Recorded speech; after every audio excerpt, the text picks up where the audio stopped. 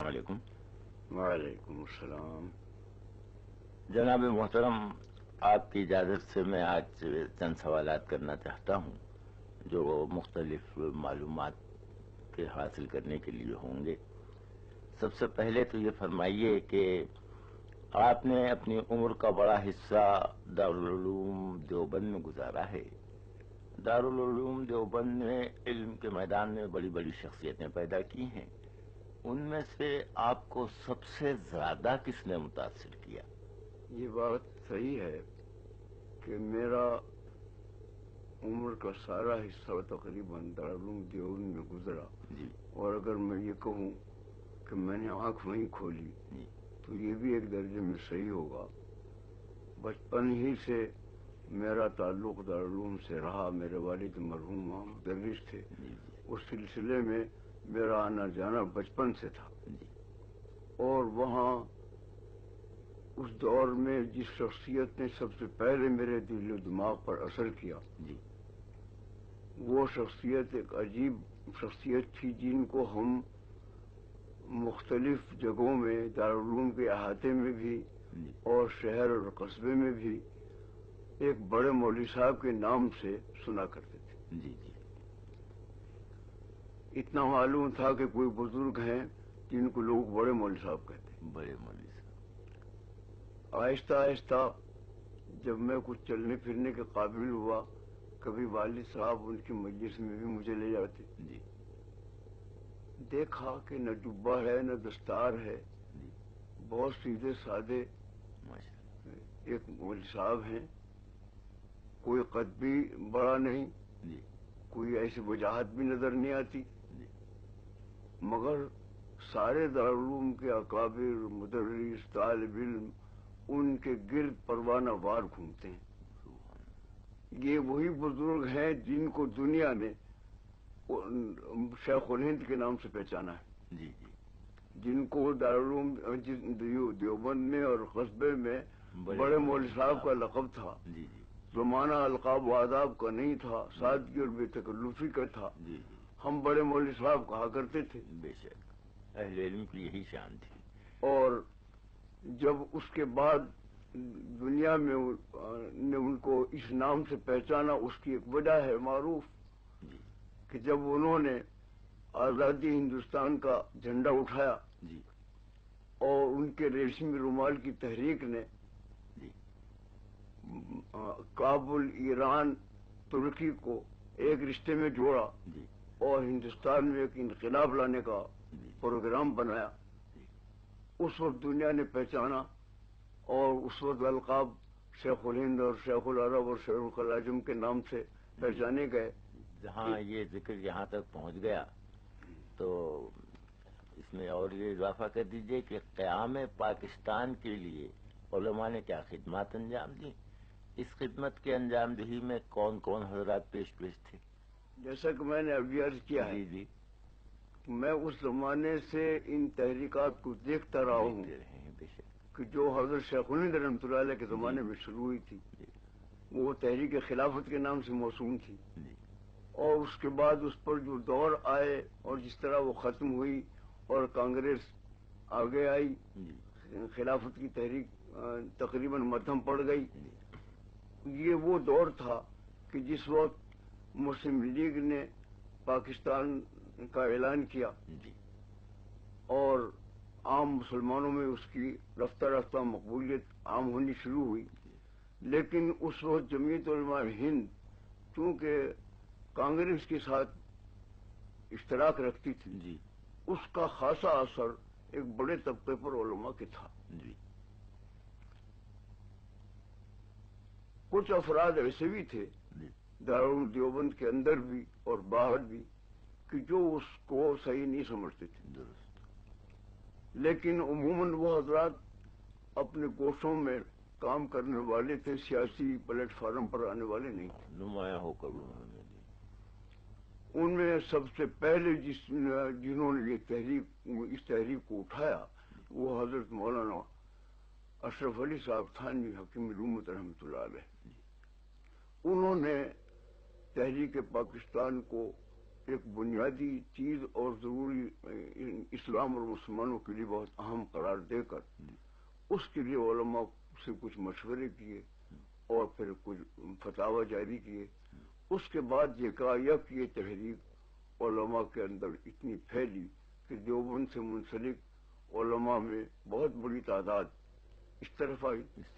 میرے استاد اور جو میرے پھوپھیزاد بھائی بھی ہوتے ہیں حضرت مولانا شبیر احمد عثمانی رحمۃ اللہ علیہ، وہ حضرت حکیم الامت تھانوی ہی کے اشارے پر مسلم لیگ میں آئے، مسلم لیگ کی حمایت میں آئے. ان کی مائیت میں مجھے بھی اللہ تعالیٰ نے کچھ خدمت کرنے کی توفیق بخشی. تو جب آپ قیام پاکستان کی تحریک میں شامل رہے ہیں محترم، تو یہ بتائیے کہ آپ پہلی بار قائد اعظم سے کب ملے تھے اور یہ ملاقات کس طرح ہوئی تھی؟ حضرت مولانا تھانوی رحمۃ اللہ علیہ جی، انہوں نے ایک طرف تو عوام کو، مسلمانوں کو مسلم لیگ کے ساتھ مل کر پاکستان کی تحریک کو کامیاب بنانے کا ایک مستقل منصوبہ بنایا اور اس کو چلایا، عام کیا. دوسری طرف ان کے ذہن میں یہ بھی بات رہتی تھی کہ پاکستان بنے تو وہ صحیح اسلامی خطوط پر بنے، اس میں جو اصل مقصد ہے اسلامی ملک بننے کا وہ قائم ہو اور جاری ہو. اس سلسلے میں انہوں نے مختلف وفود اور مختلف خطوط قائد اعظم کو کے نام لکھے. ایک وفد کے سلسلے میں میری بھی حاضری ہوئی ہے. ہوا یہ کہ قائد اعظم تشریف لائے ہوئے تھے اسمبلی کے اجلاس میں دہلی. مجھے حضرت حکیم الامت تھانوی رحمۃ اللہ علیہ نے حکم دیا کہ آپ جاؤ اور کچھ پیغام پہنچا کر آؤ. حضرت مولانا ظفر احمد عثمانی مدد اللہ اور مولانا شبیر علی صاحب حضرت کے بھتیجے اور تیسرا یہ رہبر، ہم تین کا ایک وفد دہلی روانہ ہوا.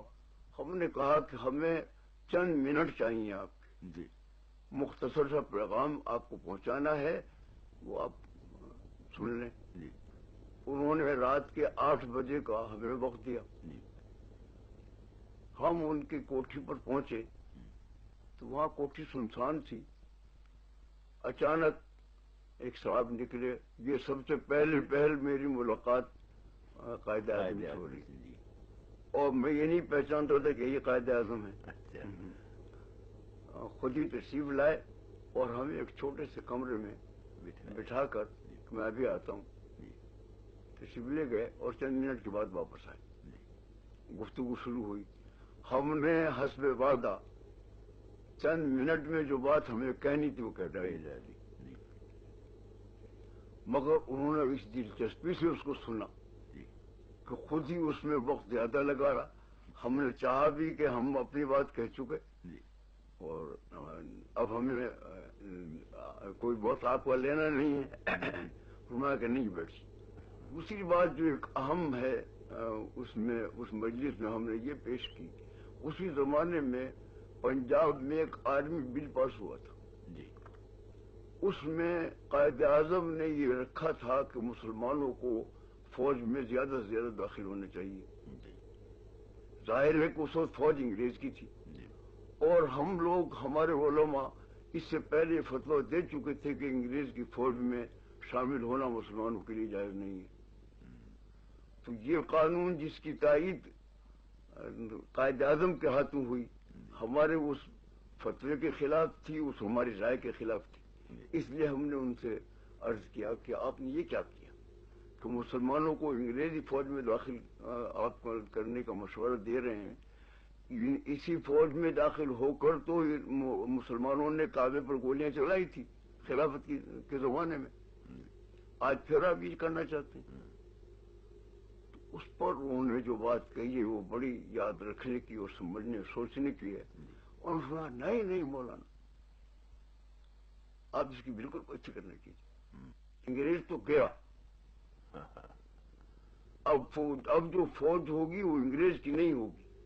بہت اپنی قوم کی ہوگی، اپنی جماعت کی ہوگی، جی اور میری آنکھیں گویا دیکھ رہی ہیں ایسے واقعے کو جی کہ مسلمان کی جان، ایمان، آبرو بچانے کا کوئی راستہ اس کے سوا نہیں ہوگا کہ مسلمان کے ہاتھ میں ہتھیار ہو، ہتھیار ہو، بے شک، اور وہ ہتھیار چلانا جانتا ہو۔ جی میری آنکھیں گویا دیکھ رہی ہیں یہ پیش آنے والا۔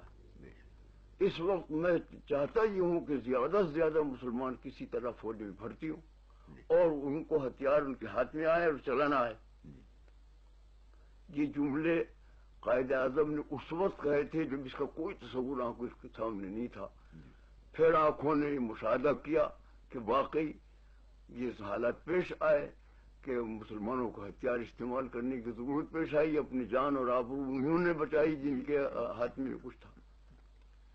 مولانا اتنی دیر سے ہم جو گفتگو کرتے رہے ہیں تو جانے کیوں مجھے یہ محسوس ہوتا رہا ہے کہ ایک اندرونی طور پر یہی روح کا فرما تھی ہماری اس گفتگو میں کہ قیام پاکستان، نظریہ پاکستان اور مسلمانوں کا عمل اور ترقی کی راہیں، ایسے قسم کے خیالات میرے ذہن میں آ رہے تھے۔ تو میں یہ عرض کرنا چاہتا تھا کہ آپ کی نظر میں ہمارے معاشرے کی سب سے انقلابی ضرورت کیا ہے؟ آپ نے بہت اہم سوال کیا۔ جی بات تو بہت لمبی ہے مگر میں اس کو مختصر انداز میں ارشاد۔ عرض کرنا چاہتا ہوں۔ میرے نزدیک ایک اہم ضرورت ہے شخصی زندگی کے لیے، ہر شخص کو، جی اور دوسری اجتماعی کے لیے۔ جی شخصی زندگی میں یہ چاہتا ہوں کہ مسلمان صحیح معنی میں مسلمان بنے، بن جائے، اس کا اللہ سے رشتہ قائم رہے، بے شک، اور وہ قرآن اور نماز کے ذریعے سے ہو سکتا ہے۔ سبحان اللہ، کوئی مسلمان مرد، عورت، بچہ، بوڑھا جی ایسا ہمارا باقی نہ رہے جی جو نماز کا پابند نہ ہو اور کچھ قرآن پڑھنے کا پابند نہ ہو۔ جی جی اگر یہ کام شخصی زندگی میں ہم نے کر لیا تو خدا سے ہمارا رشتہ جڑ جائے گا جی اور اللہ تعالیٰ کی مدد ہماری ساتھ ہو۔ یہ شخصی زندگی کا معاملہ ہے۔ اجتماعی زندگی میں میں یہ سمجھتا ہوں کہ ہماری کامیابی منحصر ہے اس پر ہم خالص اسلام کے متفق علیہ مسائل کے لیے جی جی اپنا تن من دھن سب کچھ خرچ کریں۔ درست فرمایا، تمام جماعتیں اپنی گروہی اختلافات کو بھی چھوڑیں، جی ہاں، اپنے جزوی اور فروعی اختلافات کو جی بھی جی چھوڑیں جی، اور صرف اسلام کے لیے کام کریں۔